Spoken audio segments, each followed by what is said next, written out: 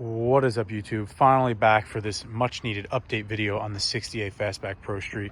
Today we're going to be doing a quick overview on everything that we did over the winter and how she is back in action, good and ready to go.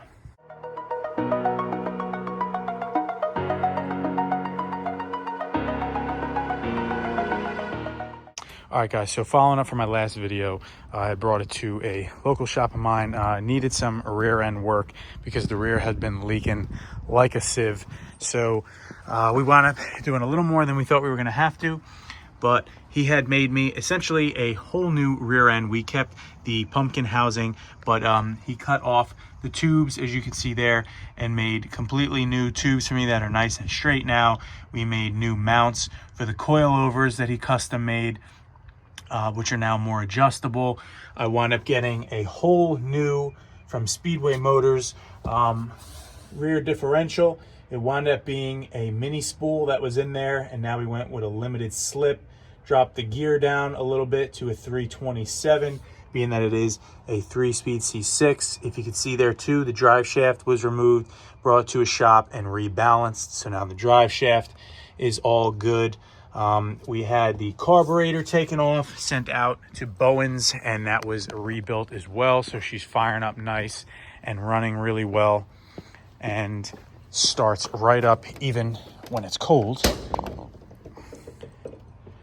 So you can see the carburetor's been all refurbished and is running really nice. Some other little things that we finally tackled: we got our speedometer to finally work. We put the new bezel in here, which I'll do another video on the interior overhaul.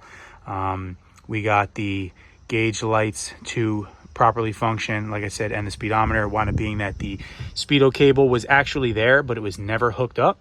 So it is a little off, but we got it finally working. And because of that, now our mileage actually changes. So we're actually using our odometer as well, which is pretty neat.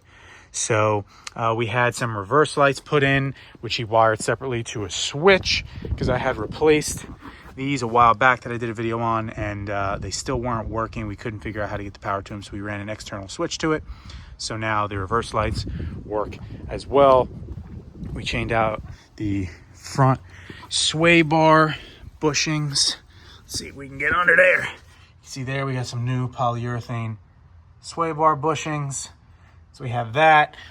He had adjusted the steering box a little bit, and it needed a new idler arm, which was also affecting the handling of the vehicle as well. So it's got a new idler arm on there, and probably a bunch of other little things that I am forgetting.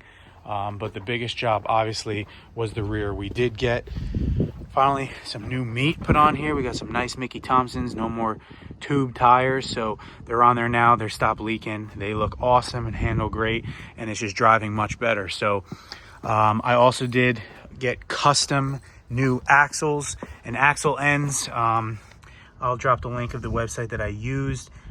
Basically, I had to get them completely custom made because one side was 19.5, the other was 23.5 or so, because of the custom shortened rear.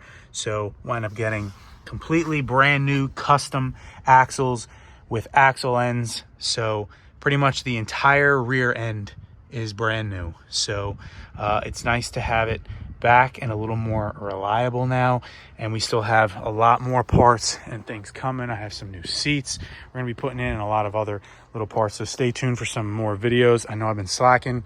I'm sure I forgot a bunch of stuff on this review video, but this is it in a nutshell. We finally have it back. We are finally back in the car show season and excited to have it up and running well on the road. So thanks for watching. I'll be sure to drop some more videos soon on the updates. Thanks for watching, and stay tuned.